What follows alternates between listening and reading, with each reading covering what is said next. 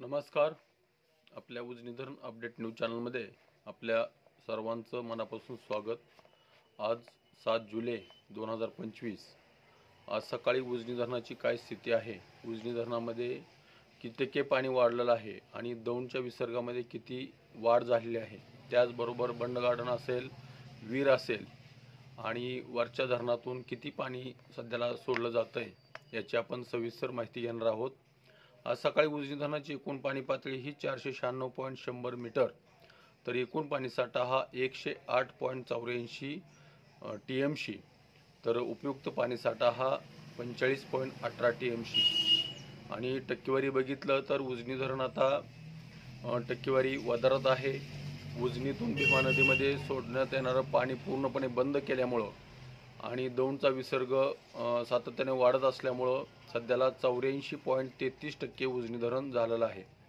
आणि दौंड इथून विसर्ग बघितला तर काल तो 13,000 होता, तो आज सध्याला 15,381 क्युसेकचा विसर्ग दौंडमधून उजनीमध्ये मिसळतोय. तसेच बंड गार्डनचा विसर्ग वाढलेला आहे, तो 11,731 क्युसेकचा विसर्ग दौंडच्या दिशेनं येतोय. आणि नीरा बेसिनमधली जी धरणं आहेत त्या धरणातून वीर धरणातून 1974 म्हणजे तो विसर्ग कमी करण्यात आला आहे. आणि नाझरे धरणातून 414 क्युसेकचा विसर्ग सध्याला नदीपात्रात सोडला जातोय.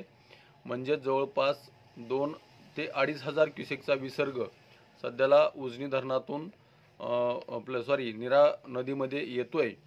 आणि उजनी धरणातून सिनामाडा उपसा सिंचनमधून 180 क्युसेक्स आणि दहेगाव उपसा सिंचनमधून 80 क्युसेक्स आणि बोगद्यामधून 900 क्युसेक्स आणि मेन कालव्यातून मुख्य कालव्यातून 1900 क्युसेक्स असा विसर्ग सध्याला येतोय. आणि उजनीच्या पांडव क्षेत्रामध्ये ज्या धरणं आहेत, 19 धरणापैकी 8 धरणातून सध्याला विसर्ग सोडण्याची प्रक्रिया चालू झालेली आहे.